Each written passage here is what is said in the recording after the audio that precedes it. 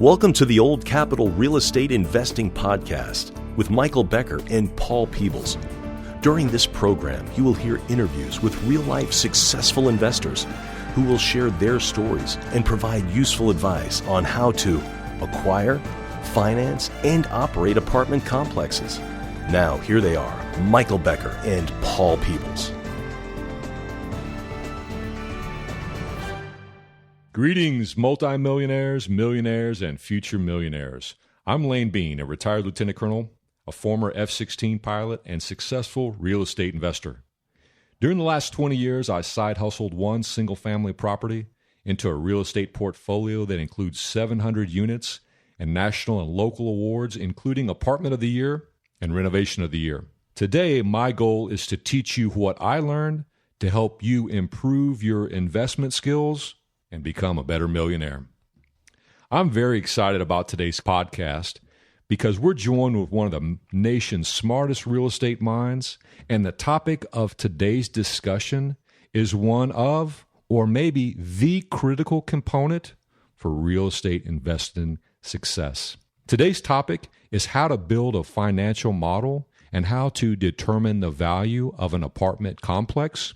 And we're joined today with my good friend, Spencer Burton. Before I introduce Spencer, let me just talk about one or two administrative points for our discussion today. So the previous Lunch and Learn at Pilot Properties that I hosted was in December, and it was, again, a fantastic opportunity to meet other investors and learn to become and improve your investment skills. I'm going to have another Lunch and Learn in January, and I'll be sending information out through my distribution channels, so please join me. One of the other events that we have in January is the Old Capital speaking event, January 15th, and I want to bring your attention to that as well. So let's get right into today's discussion, and let me introduce my good friend, Spencer Burton. Let me tell you a little bit about Spencer, and then we'll start talking about today's topic. Spencer and I met almost 5 years ago, and during that time, we have exchanged a lot of conversation, friendship, and strategy talk about real estate, and I am a big fan and an advocate of Spencer. He's got 15 years in the industry. He works for a very large investment group in Dallas, and he has opportunities to acquire and manage assets that are in the billion-dollar real estate portfolio range. He's also got some fantastic training opportunities, and he also has products available for me that I've used successfully, and you as a limited partner and general partner to help evaluate these real estate deals. So with that, I want to ask Spencer to fill in anything on his resume that I didn't already add, and welcome Spencer to How to Become a Better Real Estate Millionaire. Thanks, Lane. Yeah, it's really great to be here. Appreciate the time and the opportunity to share my 2 cents on real estate financial modeling. So yeah, great to be here. Thank you so much for spending your time to visit with us today. So the very first thing, Spencer, that I'm just amazed at is this. Your resume says you manage an asset portfolio of $45 billion. Wow, that's a big number. What are the roles and responsibilities that includes? Well, I certainly don't personally manage a $45 billion portfolio, but I work for a institutional real estate investor. We have roughly $45 billion in assets under management. I'm a member of a team of about 100 of us who operate that. And it's really about providing a solid return to the investors of that firm. It's about sound investment strategy. It's about identifying the right opportunities. We're a long-term owner, as are many institutional real estate investors. And so it's about doing what's best for our investor partners. So in that capacity, what is your responsibility? Do you analyze deals, or how would you define maybe just the one or two top responsibilities you have at your position? Yeah, so in my role, I source debt opportunities and equity opportunities. And what that means is we have certain strategies, and those strategies vary from year to year. Often they'll include, say, an acquisition strategy where we're out looking for institutional quality, say multifamily, to acquire and then hold long-term. We may look to develop with kind of top development partners things like apartment complexes and industrial warehouse buildings. We might acquire grocery anchored retail or lend on CBD office. It really depends on the needs of the portfolio in any given year. Generally, though, we'll invest in all property types except for hotel. We'll do a lot of ground up development in the property types that make the most sense. And then when it makes sense, we'll acquire the right properties for the portfolio. So in my role, again, it's a sourcing role. It's out there identifying the investments that make the most sense for our portfolio based on the needs of our portfolio. Now, in terms of what does sourcing mean? It means building relationships with the brokerage community. It means building relationships with potential partners.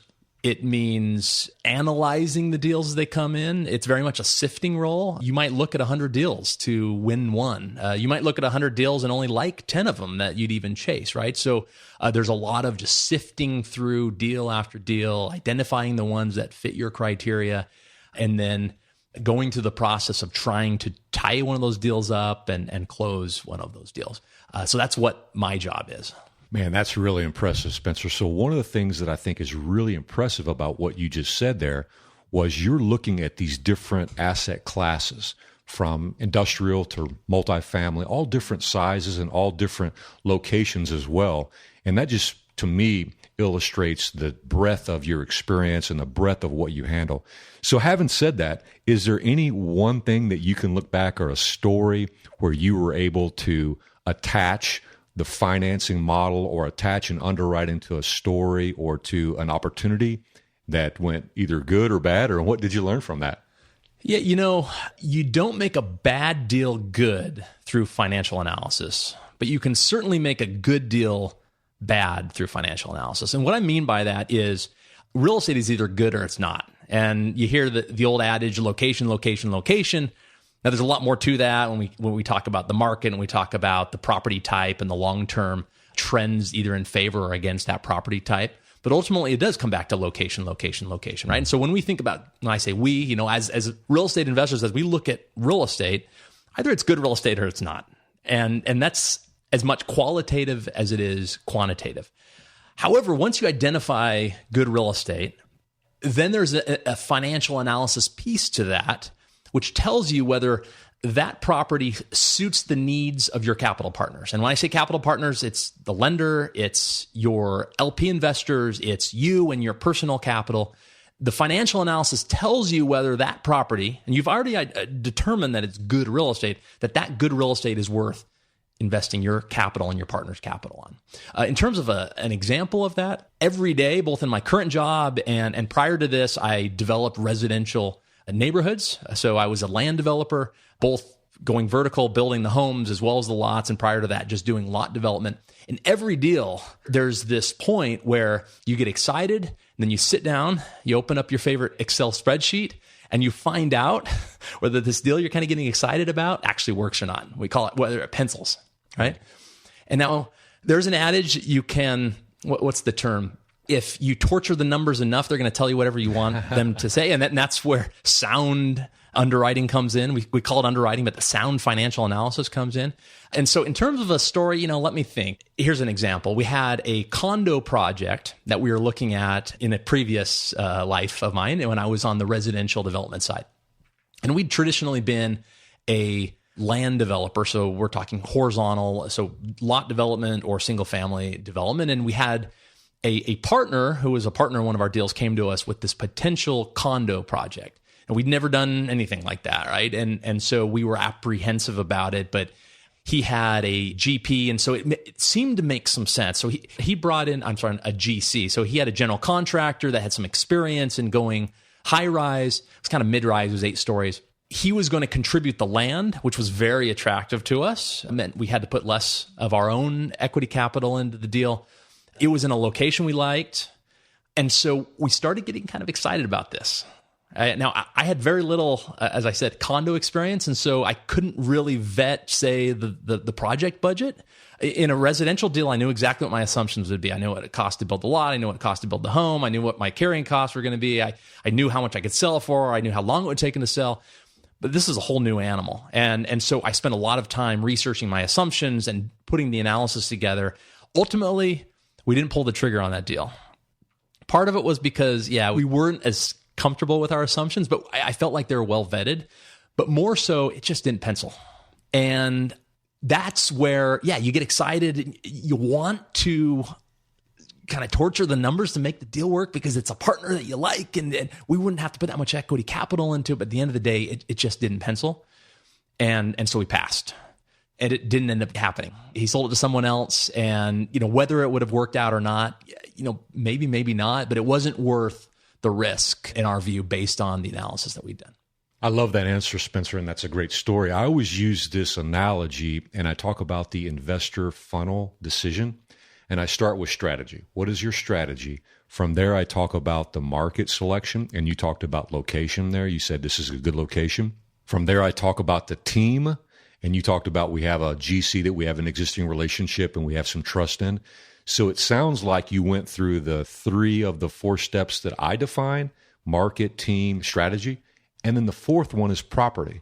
And so in that property analysis is where you do this financial model after you've kind of already checked the previous funnel decision points. And so that it sounds like on this particular condo deal, you got to that 4th step, and all the previous ones were green light, thumbs up, we're going to go for this. And then when you finally put it to pencil, you said, well, hold on, this financial model doesn't fit our investor return profile, and you decided not to do it. And it sounds like that was a good decision. Yes. So that's a great story, and I think that's a great starting point now to talk a little bit more specifically about that financial model, how to build it, what's your process, how do you start doing it, even from a unsophisticated investor all the way to that point of a sophisticated investor, like some of the other deals we've worked on or talked about. And I know that we can't cover all of that today, but if you can just kind of help us understand maybe that median investor mentality, and then give us some resources so that we can reach out to you or we can build our skill set to get to that 4th step of what I call that investment decision funnel, financial model. So let me ask you that with this kind of lead-in question, and then you can take it from there. Sure. Is what process do you use to do a multifamily evaluation or build a financial model? Yeah, let's say that a sponsor comes to me and has an opportunity.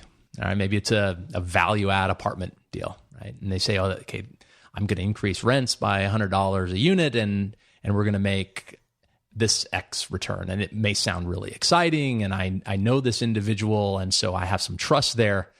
Nevertheless, you should do your own analysis. Obviously, if you're the sponsor, you're going to have to do your own analysis. But if you've never done a real estate deal, or if this is your 1,000th real estate deal, you should never trust, and I don't mean that in any other way, to say, this is your money you're investing. You ought to understand, or you ought to forecast what you think your returns are going to be. Taking into consideration what the sponsor is proposing and understanding that they have some expertise that you don't have. So that's the first thing just to think about. Now, in terms of how do I process this deal then? It should come in as some sort of package. The more you do this, the more you'll recognize what needs to be in that package. But I like to continue with this value add opportunity. I want to understand what's the history of the property. And you may or may not have that, and that's okay. But the more information I have, the more thorough analysis I can do. So I want to understand what kind of history does this property have? What does the property look like today in terms of income and expenses?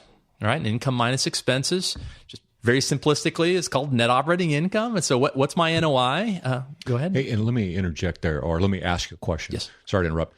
You said the history. Mm-hmm. So do you mean the story? What has happened to this property? How has it been developed? Help me understand exactly a little bit more about understanding the history as you dig into this. Yeah, we're talking quantitative. So when I say history, I'm thinking operating history. What has been the income stream at the property over the last couple of years? What has been the operating expenses at the property over the last couple of years? The result of that is our net operating income. What's that been like over the last couple of years? What's been the occupancy? I want to understand some occupancy history, and I'd prefer this to go back as long as the seller can tell me. If this has been hanging out at 80% in a submarket that's a 90% submarket, either there's an opportunity there, right? We're thinking value add, so maybe it's been poorly managed, or maybe there's something else about the property that's just structural. We can't change. It's next to a landfill, and you can't change the landfill, right? So occupancy, when we're talking quantitative, I want to understand income history, expense history, occupancy history at the property. And that gives me a picture of what it's been doing. And then I want to understand in place, what does it look like today? And then the sponsor is pitching me a story. The sponsor, he or she, is saying, I'm going to take it from what it is today to what it can be tomorrow. And then as an investor in that, I'm going to vet that story. So the sponsor pitches, I'm going to increase rent by $100 a unit by spending $10,000 a unit on countertops and carpet and paint. And then maybe I'm going to call a property manager of a competing property up the street and say, hey, I noticed that your property has recently been renovated. What are your rents? And what does it take to get to this rent, right? So that's the very first thing, right? We look at rents at the very top line. So, and then you get into other income line items. So maybe the sponsor's pitching, okay, I'm going to add a RUBS program, a utility reimbursement program. And up until now, the property hasn't had any sort of utility reimbursement. And the sponsor's pitching, I'm going to implement this program. Well, likewise, I'm going to go back to the market. Is this market? Can they actually charge for this? If so, how much could they charge for it? Is it a true revenue center, or is it just recapturing some of the lost utility cost, right? So I'm going to vet that assumption. And then the sponsor says, okay, the property right now is 10% vacant, and I'm going to take it to 3% vacant. And I'm going to go back to the market. And I'm going to say, is this realistic, right? And so I'm going to tick down every one of these assumptions that the sponsor's making to get from what it is today to what he or she says is going to be tomorrow. And at the end of that work, and there's a lot that we can go through and we could spend hours. In fact, this is a process that takes months, if not years, to really master. But I'm going to go through each one of those assumptions that the sponsor's making, and I'm going to make my own conclusions. And if at the end of making all those conclusions, I agree with the sponsor, or at least agree sufficiently where the returns match my criteria, and I like all of the other qualitative aspects of the deal, it's a go. If it doesn't match up, if I don't like the qualitative and on the quantitative side, my assumptions aren't getting me there, then it's a no. And it's a fairly simple thing, but it takes time. And so when I alluded to earlier, this funnel of I might look at 100 deals to do one, that's because as you get better at this, you're going to make some judgment calls about the deal. And one of those boxes you're checking, a very important one is your financial analysis. You go through and yes, either this is a deal that's worth doing from a financial standpoint or it's not. Fantastic. So let me see if I understood what you said there, Spencer, correctly. So you get this opportunity presented to you and you look at it and you kind of start by taking a subjective look, finding the history of the deal, finding the story of it. How is it performing? Where is it located? What market is it in? And then from that, you look at what is the news story, or what you look at the current today's headlines are, and then you evaluate that. Does that make sense from what you've learned and you've done your own due diligence? And then from today's story, you're listening carefully to the sponsor's news story. What is this sponsor making assumptions, and where are we going to take this property? And then from today's operational status to tomorrow's, that's where you're looking at those specific criteria. We're going to be able to reduce expenses. We're going to be able to grow revenue. And then after you've kind of worked through, maybe if that's a 3-step process, that final one is kind of putting it into your tool or your financial model. Is that kind of the way you think about it? Yeah, I think so. We call that underwriting, right? So not just lenders underwrite, we all underwrite, and that's effectively that process. You start by asking the why. Why this city? Why this submarket? Why this corner? Why this sponsor? Or if we are the sponsor, why this partner? Whatever. So There's a lot of these whys. That's the qualitative, that's the subjective. And then at a certain point, you get to a point where all of the whys make sense. Yes, this is a deal I'd like to do. And then you pull open your model. And then you start digging in. And it takes a lot of time, but you start digging in and ultimately conclude from a financial standpoint, yes, it makes sense or not. Okay, super. And that just brought up another question of mine. So you just said, I look at all these subjective things and I ask why, and some of them are disqualifying immediately. And I look at 100 and I may get to my financial model 3 or 4 times out of the 100 that I initially screened. Is that kind of your experience to put into ratio how many properties you have to look at before you would really seriously consider investing? What do those numbers look like at your point? It depends on where we are in the cycle, right? So earlier in the cycle, there's going to be a lot more deals that are yes deals because there's less competition, right? But I think it gets to a bigger point here, and this gets to financial analysis and it gets a lot of other things, and that is your personal strategy. Every one of us has a different strategy, and that strategy, for the most part, is driven by, I guess, personal interest, but also the needs of your capital. Okay, so if I'm 65 years old and I've accumulated a sizable IRA, and I want to ensure that I have some income that is coming to me through the rest of my life, I'm going to make a very different decision on what type of investment I invest in than if I'm 25 with a little bit of risk capital, right? And so your strategy is number one. And whether you're a sponsor or you're an investor in one of these deals, a LP we call them, you need to think about your strategy. And so once you've identified the strategy, and the strategy is what property type makes sense for your capital, what market makes sense for your capital, what size of investment, what type of return. And there's two types of returns, right? There's overall return and then there's operating return. So cash on cash would be an operating return metric that tells me how much cash flow I'm getting every month or every quarter. Versus overall return is, if I do this investment and it takes 3 years, how much is my overall return on that 3 years? And those are very different things, by the way. And I love that. The 65-year-old investor cares a lot more about operating metrics and a little less about overall return than the 25-year-old investor does, right? And so having your strategy is key. Otherwise, you're just kind of spinning your wheels. Yeah, you can do all the analysis you want. Ultimately, the analysis is just telling you something. It's answering a question you have. So if you're that 65-year-old investor and you care about consistent cash flow, that analysis is going to tell you whether that property provides the consistent cash flow that you need. If it does, and all the other subjective things make sense, you do the deal. If it doesn't, you pass and you move on. In terms of how many you look at, I mean, yeah, I would suggest that if you're doing 1 out of every 2 deals, you're probably probably not being prudent. But if you're doing maybe 1 out of every 100, right now, the way multifamily deals are, that's probably about the hit rate. Maybe not for the LPs, but certainly the sponsors. The hit rate's really low right now because there's a lot of competition in that. So again, it just depends. But ultimately, it comes back to strategy. You have to understand your strategy before you go into this so you know what you're looking for. Yeah, I love the way you said that. That's just like I mentioned in the way I define good investors is we start with strategy. And that strategy is derived from your financial requirements. Yes. A 65-year-old elderly man doesn't need a 20-year investment. He needs a 20-day cash flow. Yes. He needs cash flow every 20 to 30 days. He doesn't need this 20-year growth strategy. That wouldn't be the right placement for him. So financial requirements, strategy, and then that just starts the subjective analysis down into the objective analysis.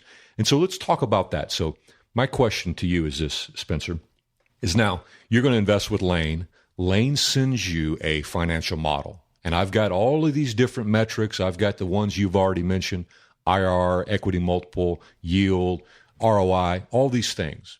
Which ones are you going to look at? Why is that important? And then what do they actually tell you? What do they tell the layman that's not a financial expert or a CPA? What do I need to gather from these numbers to get the picture of how this financial model is going to work? Yeah, so it depends on who you are. Okay, so let's use my 25-year-old first as an example. She inherited $100,000. So pure risk capital to her, right? She has a good job. She has this $100,000. She wants to put it into something, but she has a job already, right? So she doesn't need additional income every month. She wants her $100,000 to grow. And she finds Elaine doing a really intriguing development deal in Austin. And she says, yeah, that makes a lot of sense. And so she sees the deal. Yeah, Elaine sends over the package to her. She begins digging in. What are the metrics that she cares about? Well, she's looking at overall return. In the institutional world, that metric would most be equity multiple. That's, if I put $1 in today, how much does that grow to at the end of my, we call it hold period or analysis period. Right. And so Lane might say to our 25-year-old, 2.5 multiple. So for every $1 I put in, I'm going to get $2.5 back. Not in net profit, right? So That would be 1.5 in net profit. $1 is my return of capital, and 1.5 is my growth in capital. So, but a 2.5 equity multiple. In the institutional world, we call it that. Now, I don't recommend that for our 25-year-old. Right? She's in marketing. She's less concerned. Right? So her metric that might make more sense might be an average rate of return. And believe it or not, it's effectively the same thing as an equity multiple, but for most of us, it makes a little bit more sense. Okay. So an average rate of return is you take the net profit. Okay, so net profit in a simplistic way is your inflows minus your outflows. So Lane says, let's say $2,500 in inflows, $1,000 in outflows, $1,500 is my net profit on this deal. Okay, and we're going to hold this for 10 years. So we put, let's say, $1,000 in, $1,500 of net profit. You calculate average rate of return as 1,500 divided by the hold period, so 10 years, divided by the amount of contributed capital, 1,000, or 15%. So what that's really telling us is I'm going to get back about 15% of my capital every year. Average rate of return. On our website, we have a glossary of CRE terms, and this is one of those terms. I like it a lot for your typical investor who equity multiple may not make as much sense. Average rate of returns are really simple. I go, okay, it's a 15% return. That means every year I get 15% of my money back. And over a 10-year hold, that's a 2.5 equity multiple. So that would be one metric that she might find really intriguing. Another metric so let's say she wants to understand this investment on a time value of money basis. Internal rate of return is the metric that institutions often use. In her case, it would be the best metric. And what is internal rate of return? Well, the definition is internal rate of return is the discount rate at which net present value is equal to 0. And that doesn't tell us anything, right? In a more simplistic way, and the reason I brought up average rate of return, we have this 15% average rate of return. IRR is your average rate of return, but adjusted for the time value of money. $1 today is worth more than $1 a year from now. Would you agree? Absolutely. Right? If I gave you $1 today or I gave you $1, which would you rather have? You'd rather have the $1 today, right? Sure. It's going to lose some value over the period. There's some uncertainty around it. So $1 today is worth more than $1 a year from now. IRR is, again, very simplistic here, that average rate of return, but adjusted for the time value of money. So perhaps it's a 15% average rate of return on this investment that our 25-year-old is looking at, and it's a 10% IRR because those cash flows are coming over a 10-year period. So that would be the next metric that would be key. She's looking purely at the return of the investment. Now, what's interesting is you could have a high IRR, you could have a high equity multiple, but have no operating cash flow. So then we look at cash on cash return. Cash on cash return tells us how much cash flow is the property throwing off in a given period. Now, for her, she doesn't really care. If it doesn't throw off any cash flow every month, she doesn't care. 10 years from now, she's going to take her $100,000, it's going to be $250,000. Let's go to our 65-year-old. They put $100,000 in from a self-directed IRA. But this individual needs some return on that every month. And so while average rate of return or equity multiple might make some sense because that's going to put a lens on whether the deal is actually a profitable deal or not, they want their capital back at the end of this 10-year hold, right? But more importantly is what's the cash flow every month? And cash on cash return would be the ideal metric to determine how much money is available to pay out to investors in a given period. I have actually a blog post on cash on cash return. I see people online talking about cash on cash return as if it's some like panacea of real estate analysis. It's not, by the way. I can show you a deal with a negative IRR, meaning it loses money, with a pretty healthy cash on cash return. Right. Because there's a lot more that goes into the analysis than just simply how much cash flow a property is throwing off. Nevertheless, for our 65-year-old investor, he is going to look at not just the overall return, the IRR and the equity multiple. He's also going to care a lot about the operating return, the cash on cash return, how much cash flow is available to pay out to him in a given period.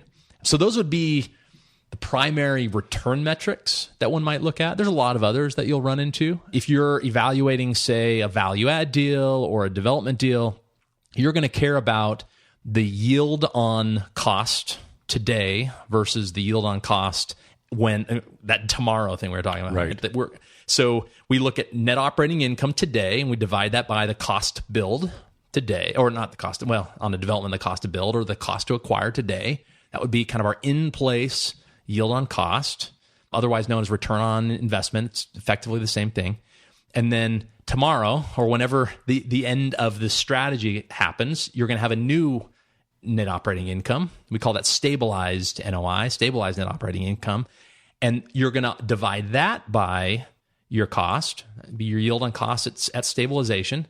And you compare those two, and that's going to tell you how much growth has happened. And so that might be a metric you're going to use to compare one development to the next. But in our simple example of the 25-year-old and the 65-year-old, really they look at project level return, how does it do over the entire hold period, and they're going to look at operating return and how much cash flow is available. Well, I think that's a really sharp point there. So let me see if I understand this correct, Spencer. Is we start with our strategy. What do we want from this investment?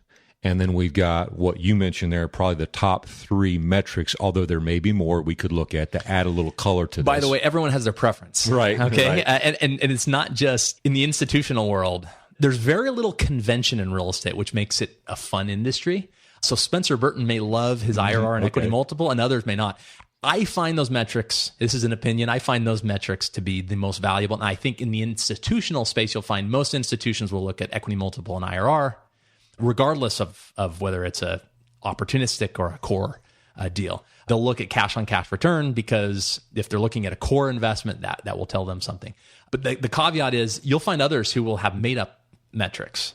And I don't have an issue with that as long as it tells them something about the story. Now, don't go talking to Paul, your lender. Don't go talking to your lender and sharing your made-up metrics. Make sure that they're metrics that your lender understands. Right. But a metric is really just, it's something that tells you about your investment. Tracks progress, helps you. How are we doing? Report card. Exactly. That's all a metric is. Okay, so we get those 3 possible metrics, and then we're going to use those to pair those with our requirements or what we want from this investment. And then what I want to ask you, though, and I think this is a rhetorical question, is when we evaluate investment number 1 this week, and then we evaluate investment number 2 the following week and 3 the following week, it's really important to have a consistent tool, right? I mean, you shouldn't have to make this up every time, or you shouldn't have to evaluate a made-up metric, like you mentioned, versus a standardized IRR.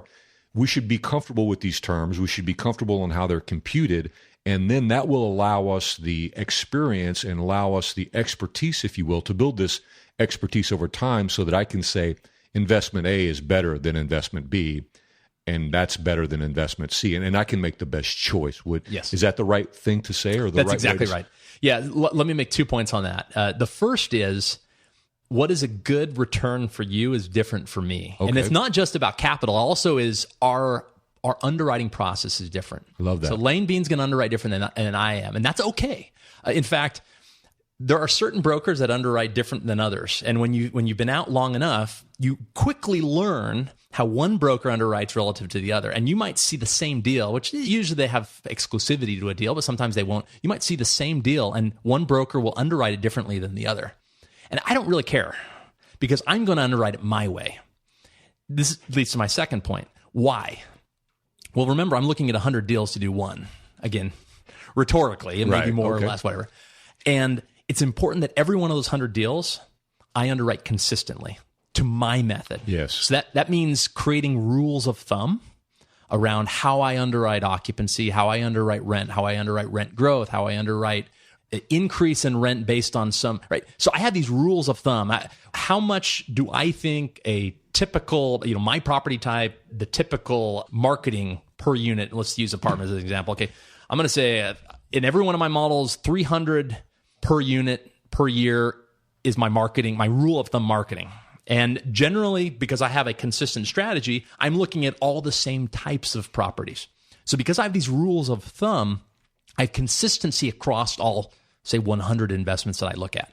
And then I have my metrics. And I look at 100 of those, 100 deals. All else being equal, 8% is a good IRR, 9% is a great IRR, 7% is a no-go. Right. You may bring me a deal with 11% IRR. That doesn't mean it fits my criteria, because I'm going to underwrite it my way. And that's key. And you're going to underwrite it differently than your peer, and that's okay, as long as you have your way of doing it. And so that means having a tool that you know better than anyone else. Maybe you build that yourself. Maybe you go and you download it from someone else and you learn that tool backward and forward. You understand when you change that blue font cell, which in real estate financial modeling, a blue font cell is an input. Okay. Right. When you change that blue font cell, you know exactly what happens. You know the impact of it. Right? That's a lever that you can move.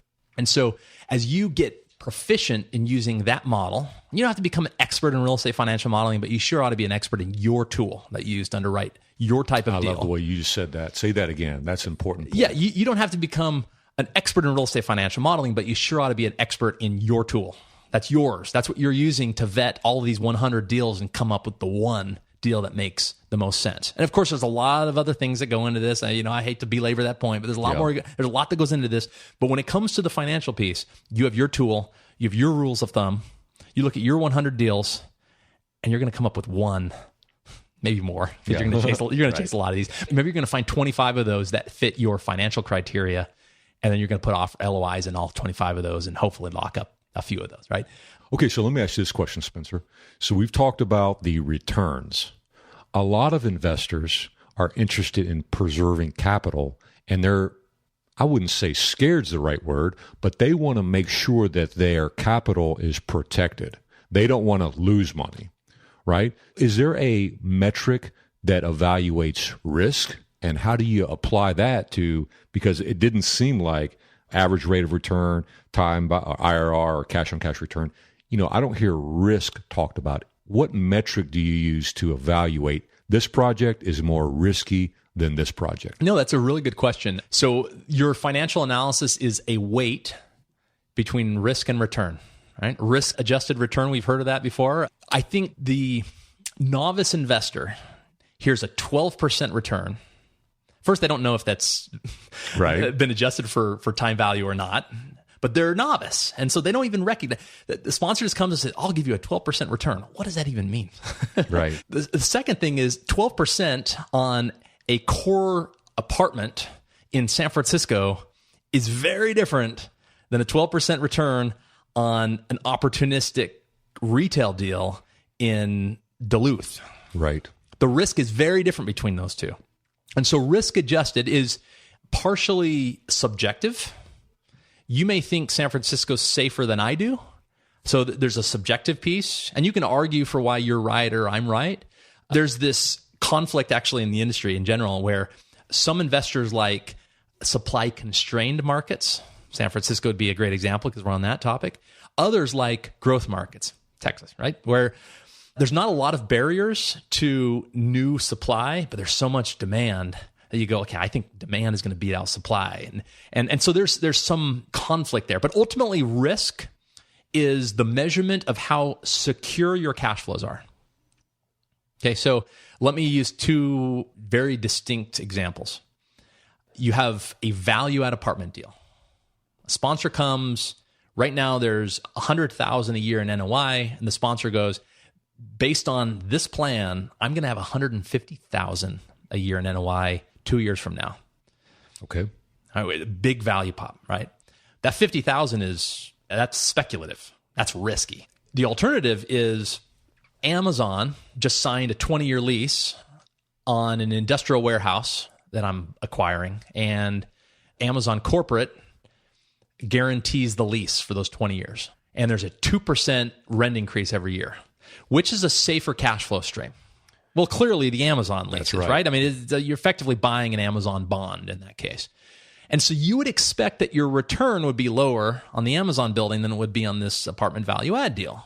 How much lower is up, how much lower it deserves? There's ways to, we can go to the bond market and see what an Amazon bond trades for. And then there's some illiquidity risk in the real estate. And I'm getting out of hand here, but ultimately there's a difference in the risk between those two investments. And so for our apartment deal, we ought to be getting a better return to compensate for the risk. So ultimately it comes down to how secure are the cash flows. And so as you're looking at a deal, just ask yourself that.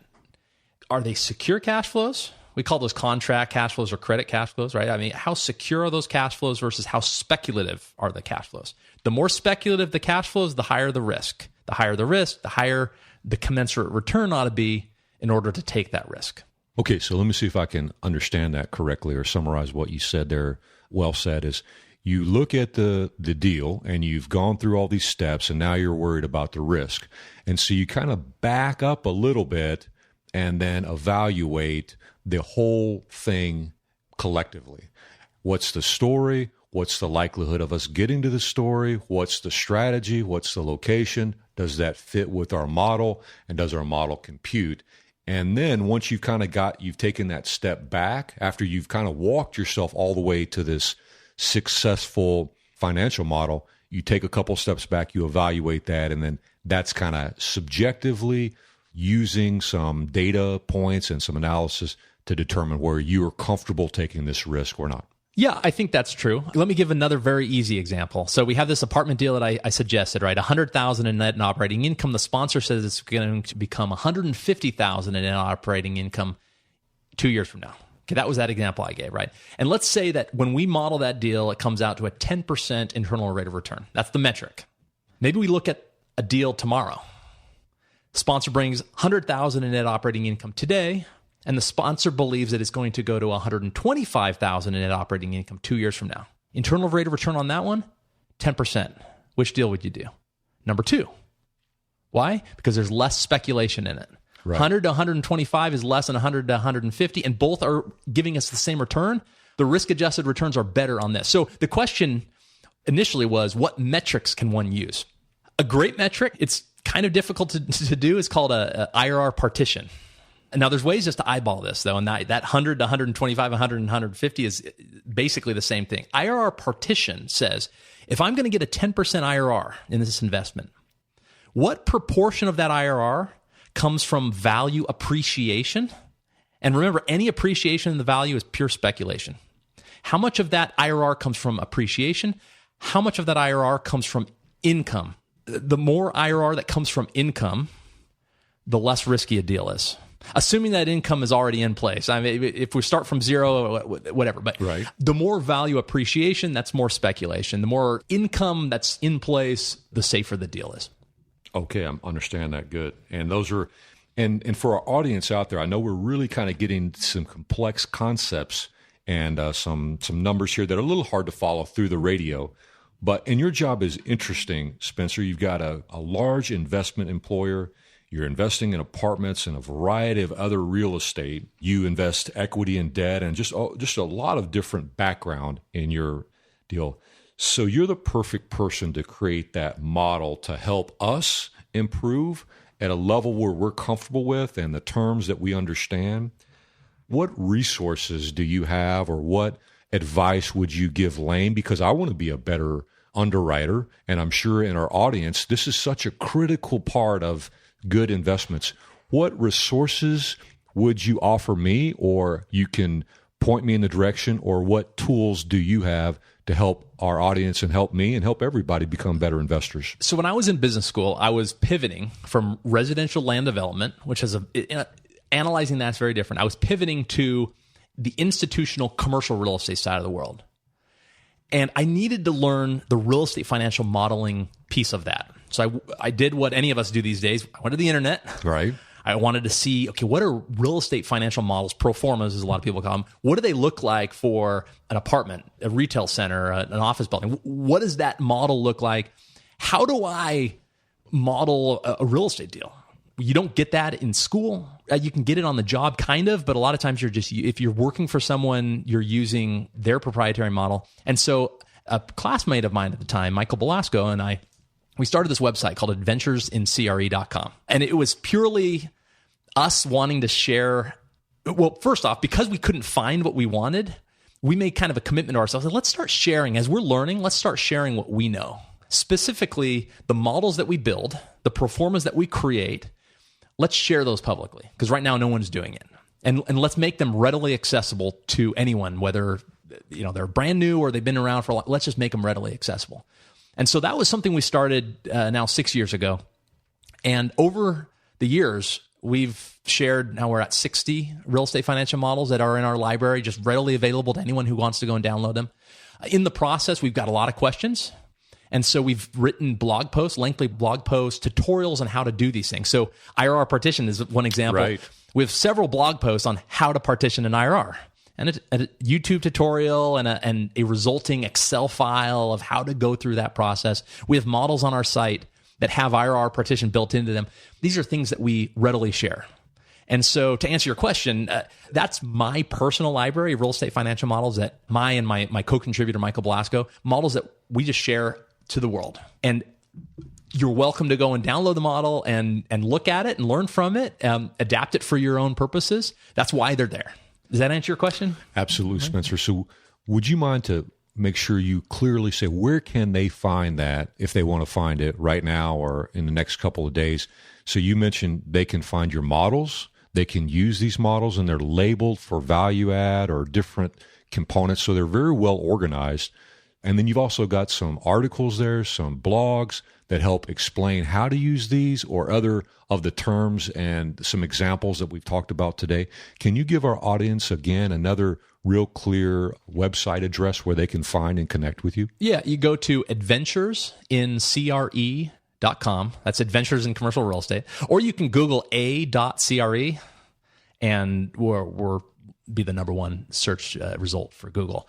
In there, you'll find our library of models. You'll find, now we're up to a couple hundred blog posts now, tutorials on how to do a lot of this. And then we get a lot of other areas too. We talk about careers in real estate. We have an events calendar where we just publicly share every event that we come across. So it's hundreds of events that we share. It's really just a resource for folks that are either trying to break into a career in real estate or start doing their own investments in real estate and they need a hand up. That's why we're there. Again, we're real estate guys first and foremost. So it's a site, it's a chance for us to connect with people and share what we're doing and share what we know. And it really is very rewarding. Well, I love that. We have a very parallel objective, and that's mine is to help our investors become better millionaires. Yours is to help educate them so they'll learn what they're doing and make better things. So I think there's some real benefits that your services and your products provide for us. So I'd like to continue to work that in the future. So I want to ask you one more question, Spencer, and then this will conclude today's discussion, is what advice would you give maybe an amateur or a novice investor, and they could be a limited partner, or maybe they have the desire to become a general partner and own or sponsor a real estate investment in the future.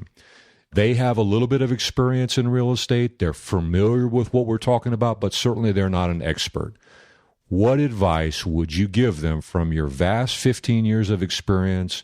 You've underwritten hundreds and hundreds of deals. You've evaluated thousands of deals. You've taken these projects from development up and all these things. What advice would you give them based on your expertise in this area? Don't invest in something you don't understand. So there are ample resources online to learn about this. Now, I'm not suggesting you make real estate your part-time job. For many people, they want a passive investment, and real estate's great at that. But still, don't invest in something you don't understand. And so that means educating yourself around how to do the financial analysis piece of it. Even if it's very simplistic and you have your way of vetting deals from a financial standpoint, create that for yourself. Think about your strategy and understand why are you investing in that strategy, and then stick to that, right? So understand what you're investing in, have some strategy around that. And first, you're less likely to lose money, which is the ultimate goal. You'll learn something new and interesting. And real estate is a fun investment type. We do it because it's just a great asset type to be in. But you'll understand why you make or lose money, and that's key. So right on. Okay. So, Spencer, this has been so helpful today. What you've shared during this short period has really helped me. I've made a lot of notes here as well. And I also want to say my admiration for you for the times we've had these strategy talks in depth in the last several years. And I hope that our listeners can reach out to you and they can contact you and they can get your materials, they can get your help, and you've given that information. If you would like to contact me and talk more about what I'm doing in real estate and partner with Spencer and the education opportunities that we have, you can contact me also. And my email address is lane.bean@pilot-legacy.com. You can reach out to me anytime at that, and I'd love to entertain these conversations with you as well. And we're also going to have the meetups monthly. Spencer's going to be one of our upcoming guests on that, and then also the Old Capital podcast in January 15th. But I just want to thank everybody for listening today. Spencer, your input here, your education has been fantastic, and I certainly appreciate it, and I look forward to bringing more education opportunities from Spencer to our audience and partitioning our audience to Spencer as well. Thank you, sir, for your time today. Thank you, Lane. Great to be here. Thanks for listening to the Old Capital Real Estate Investing Podcast. Please join us at oldcapitalpodcast.com to sign up for our weekly email updates. We'll see you next week for another great interview.